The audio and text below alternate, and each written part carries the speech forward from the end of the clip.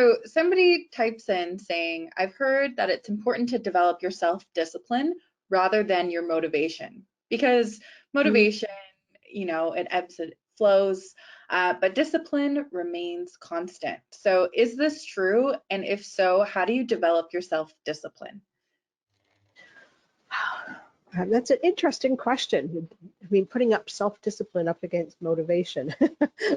You know, I think from a psychological perspective, the motivation will give you the discipline, right? Because if you're really motivated to do something, you'll find a way to make it happen. You'll be able to stick to it. You won't have a need for self-discipline because you'll be so, enthralled in what you're doing and enjoying it and really feeling that it's meaningful. And it might get difficult at times, but that sense of meaning and motivation is going to carry you through. And it won't even be a question of disciplining yourself. If anything, you might get, we talk about the sort of state of flow where you really become totally engaged in a particular task, And when you do that task, nothing else matters. So your discipline might be to be able to break away from that task because you become so engaged with it. So I still think it's about really about finding that motivation and making sure you're energized. Discipline is more about, I think, in practice. So I see that as valuable and setting aside time, right? So setting up practices. So Claire had some great ideas about, making sure you've got timing of things and blocking off time. So that type of discipline, I would say. But the whole forcing myself, I've got to be self-disciplined, I've got to resist all these distractions. If you have distractions in your environment, quarantine them, right?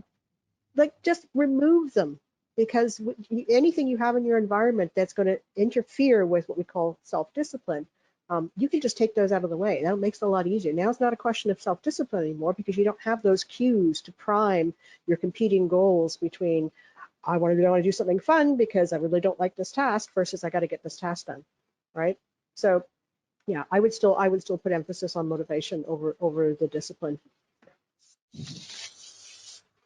Excellent. Claire, I don't know if you wanted to chime in on that. Yeah, I kind of feel similar. I think in terms of the term of discipline, like what I was trying to say is when you're picking learning strategies, don't work against yourself to try and force yourself to, like, I can guarantee you that writing out notes from the board and reading them doesn't work. I know that because it didn't work for like 10 years.